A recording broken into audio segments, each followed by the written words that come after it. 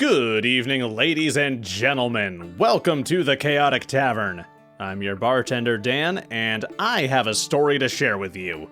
You know, something I often stress in these videos and in real life is that communication is key. For example, if you've got a sinking ship, you should probably tell the crew to stop drilling holes in the hull so they can watch the fishies swim by. And a big part of communication is making sure that every party involved is listening. It can be super easy to hear what another person is saying, but internalizing it and actually processing it, that's a whole ass skill unto itself. Today's story revolves around a problem DM who makes sure to take time to communicate with his players and hear out their grievances. Then promptly chucks those wants and concerns in the dumpster as if the conversation never happened. In this tale, my friends, we get to watch as backstories are eroded, player agency vanishes, and the DM somehow manages to make his girlfriend the star of the show. And, to top it all off, we've got a dungeon master who isn't about to let some pesky roleplay derail or impact his role-playing game. Nah, that would be ridiculous. And when all is said and done, the story ends as these types of stories often end. Someone becomes a salty bitch and tantrums are had. Huzzah. This story is titled, We Played a 2.5-year campaign where almost nothing happened and then the DM got big mad, by user Itapupu. A few years ago, my D&D group finished the Waterdeep Dragon Heist campaign and had a lot of fun. We wanted to continue the story, and we're happy with how the DM had run things, so when he offered to transition us to a homebrew campaign, we all excitedly agreed. The new storyline began with Waterdeep coming under terror attacks from an unknown source. Although, from the jump, things started off pretty slow. Clues were hard to find. Waterdeep was the primary setting for this campaign, so all we really did for a while was run around town talking to people who didn't know anything, following vague leads that led to nowhere.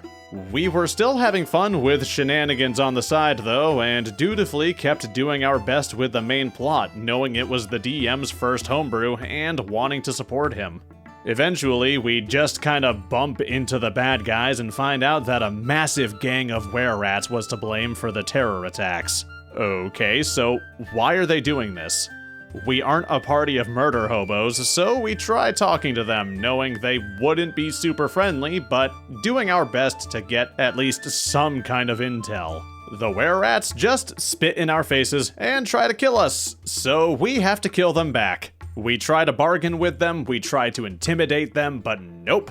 They're all just video game mooks that would rather die than talk, so still no new clues for us. Which stinks because we have nothing else to go on. Back to aimlessly wandering around. Meanwhile, the DM is setting up personalized B-plots for our characters. However, he's making some weird choices for our PCs. For one, he's completely rewrote part of my sorcerer's backstory to make it way more dark and edgy. And he announced this change on the fly mid-game when I couldn't really do anything about it. He also kept adding darker and edgier content into my sorcerer's character arc, which was very annoying because I wanted to play a more upbeat character, and he never consulted me about what he was planning. Basically, he just kept making her accidentally murder/maim people and then have to feel really bad about it. But our cleric was having a harder time.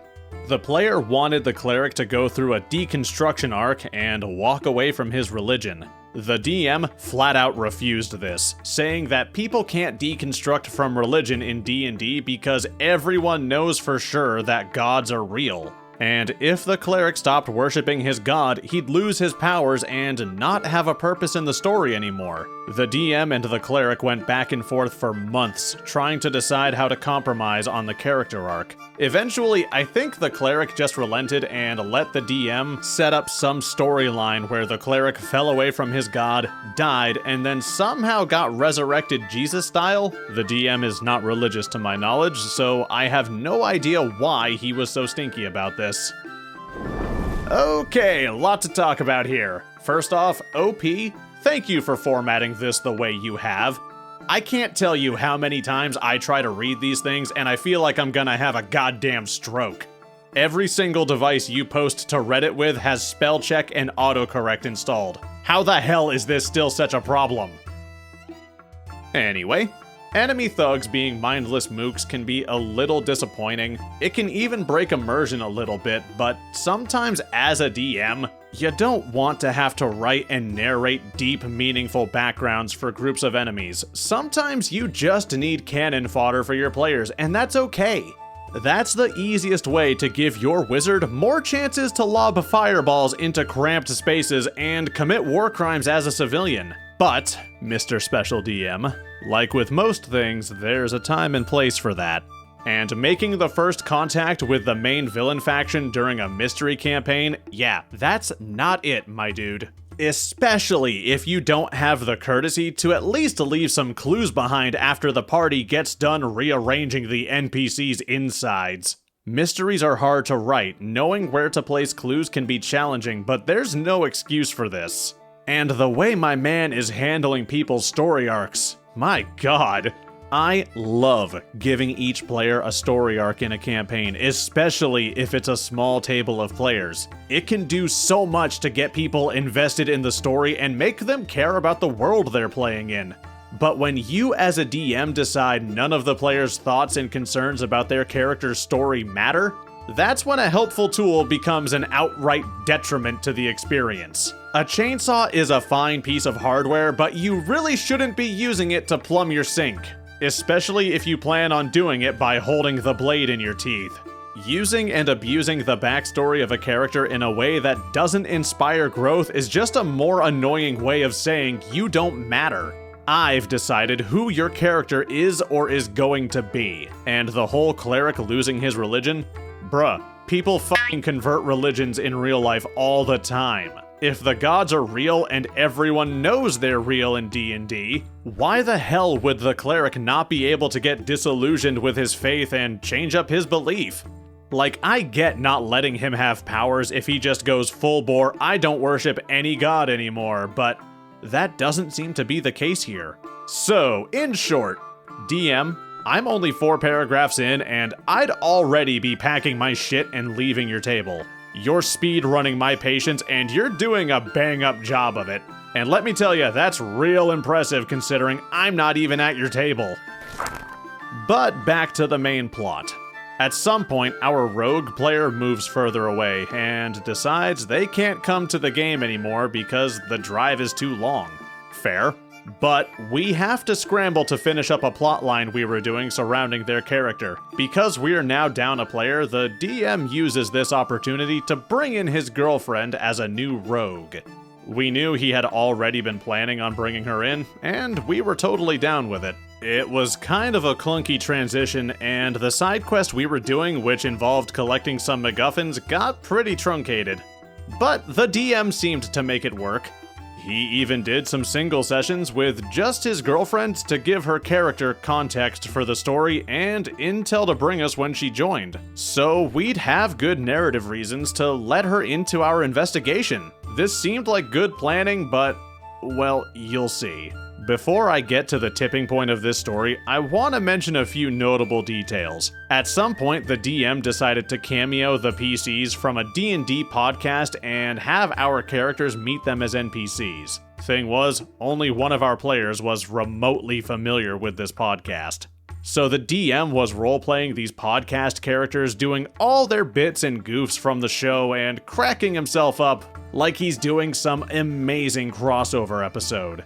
Meanwhile, 3 of us stared at him in confusion, and the 4th just smiled uncomfortably. Also, every map he put us in was a freaking maze. The exciting non-Waterdeep locations we got to explore during this campaign were the labyrinthian sewage tunnels under Waterdeep, the labyrinthian trash heaps just outside Waterdeep, and the actual ancient labyrinth located under the labyrinthian trash heaps just outside Waterdeep. Anyway, our characters finally find a lead in their investigation. It isn't much to go on, but there's something sus in a store we're checking out. So despite our team being pretty good aligned, we decide to break into a secret room on nothing more than a hunch, because we're just that lost and desperate for something to do. Thankfully, there was actual major plot stuff in there, and we hit a huge break in the case. The DM is all, "Wow, I didn't think we would get here this fast." I'm shocked as to how he is okay with how crazy long this is taking, but oh well, at least we got somewhere. Now we can hopefully begin piecing our intel together and start solving things. Like the next session after this, the DM has the local authorities, who previously were completely clueless and useless in this investigation, suddenly announce that they'd figured everything out, they know where the bad guys are, and they're sending us in with some other adventuring parties to round them up. Okay, that's pretty anticlimactic. But at least we're not wandering around in the sewers anymore. We then proceed to go into a massive trash heap to look for the bad guys' leaders and spend like 10 more sessions wandering around in the trash. Meanwhile, the DM has been constantly making my character's life worse, to the point where I don't even know why she'd stay in this story and not just leave town. Also, he's progressing the cleric's plotline to the point where he isn't hearing from his god anymore, and thus his powers are only kinda working. He has to roll every time he wants to cast a spell to see if it works, and it's only a 50-50 chance. And most of his rolls have been bad, so he just doesn't really get to do anything anymore. This lasts for many sessions.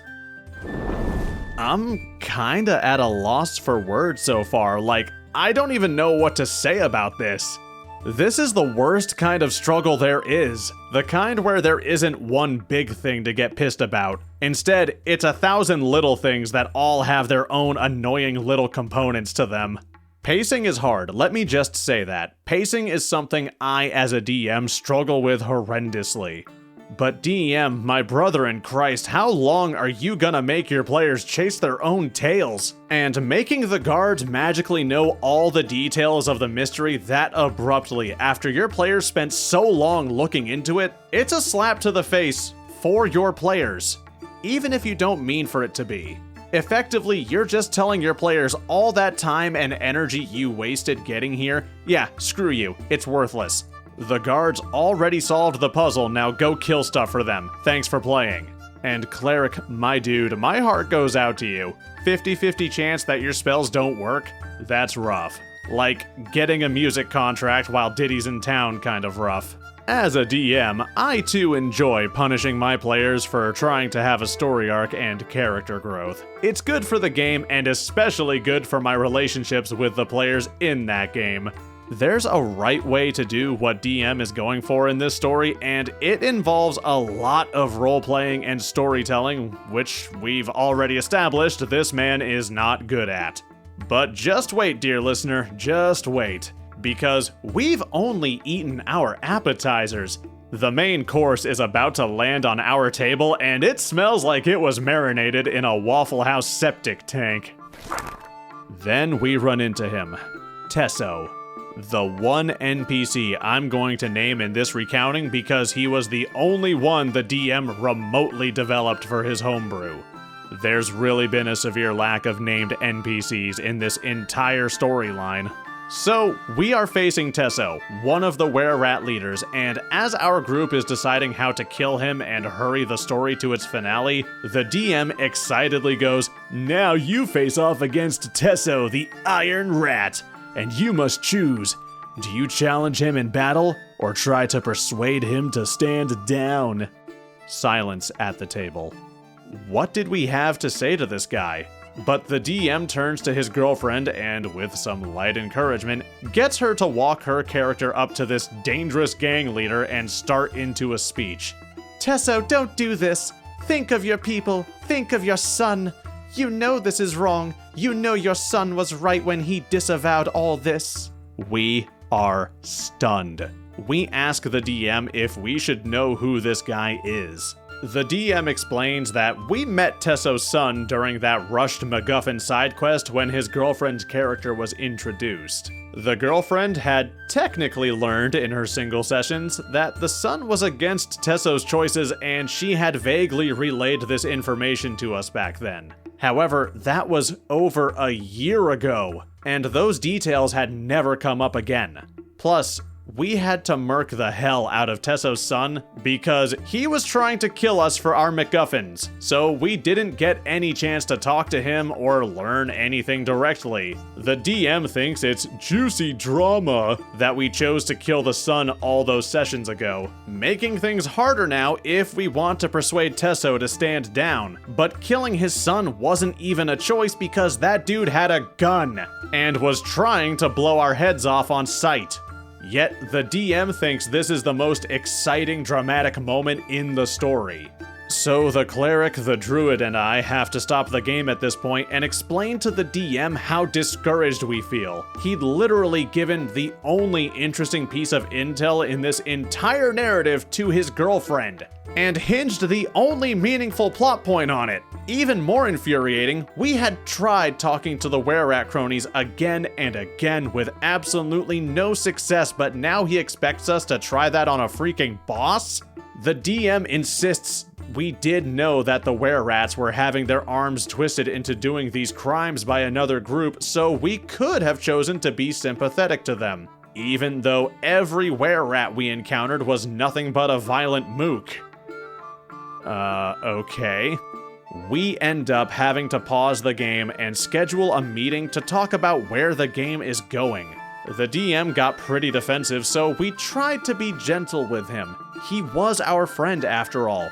We asked him why he didn't put more clues or intel into the game. He says he did, we just didn't find some of it.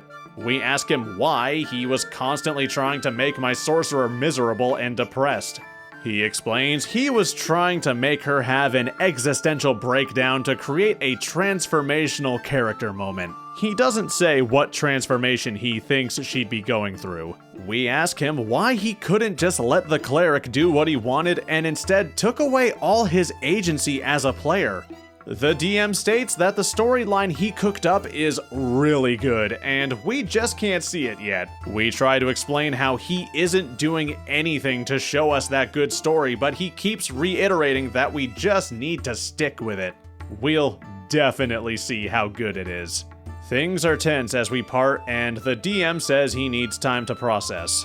After a few weeks, however, he says he understands our concerns and will do better going forward.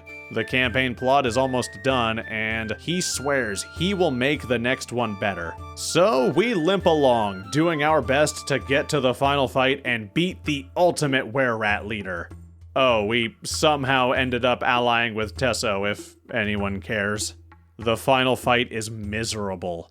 The DM gave us all extra combat units to play because the fight is enormous and the boss has way too many adds. The whole fight took 2 sessions, and I think we all got maybe 3 or 4 turns in the entire battle. I'm so glad when it's over, except right after the fight, the DM teased like 3 more bigger, badder bads that were apparently above the one we just killed.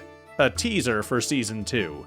My heart just sank as I saw how excited he was, and how much I realized I didn't want to do this anymore. After 2.5 years of slow, meandering gameplay, I guess I was a fool to think we'd actually accomplished something. Also, he tells us we can level up to 9 now, and mentions how he considered not letting the cleric level up yet, since his god still isn't talking to him, but narrowly decided against it.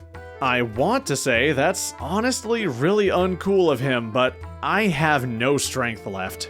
At the end of the session, the DM is doing his wrap-up stuff and talks about how he'd like to see more player investment from us, particularly from me and the cleric. Silence again. The cleric and druid gently push back on this, and things get tense again.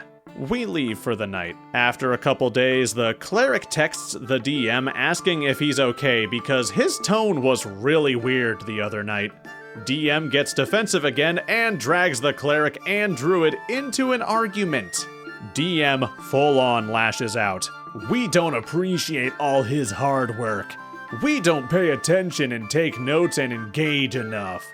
We are liars for pretending we liked his content and going along with it, only to now say we don't like it.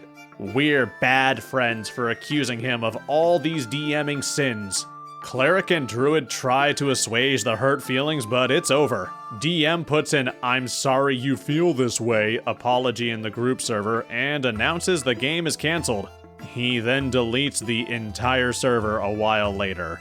I was really trying to still see the best in my friend, thinking maybe he's going through some bad mental health or something, which is why he's lashing out. But then I find out from the Cleric and Druid that he was actually bad-mouthing me to them a few weeks before our last session.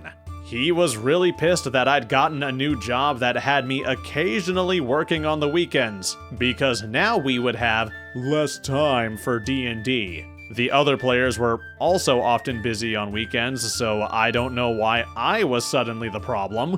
Apparently the DM had said that I didn't need to take extra weekend work because even though I'm low income, I spend my small amount of disposable income on stupid stuff I don't need. So I don't actually need to make any extra money and should save more time for D&D. By the way, the DM doesn't work and just gets sent money from his rich dad. The game was such a boring disaster, and I guess my friend was actually a jerk in disguise this whole time. So it's kind of all good riddance, but it still stings so bad. Ladies and gentlemen, can we get a round of applause for our protagonist, the Dungeon Master? This man somehow managed to undergo the entire hero's journey in real life and still emerged as a complete waste of space by the end of it. That takes talent and gumption, folks. You don't see that level of dedication from people these days. Also, I love how the DM's girlfriend in stories like these usually gets special items, better stats, or something else to give them a leg up, but this time, the DM just straight up gave her the only bits of plot to be found in the entire campaign. That's just... wow. I mean, yeah, wow. Holy shit. I'd also like to reflect on the part where the party pulled DM aside to talk to him about maybe not making the campaign completely miserable. I'd say this should have been done way sooner in the campaign, because it should have been, but based on how the DM reacted, I'm not convinced it would have solved anything.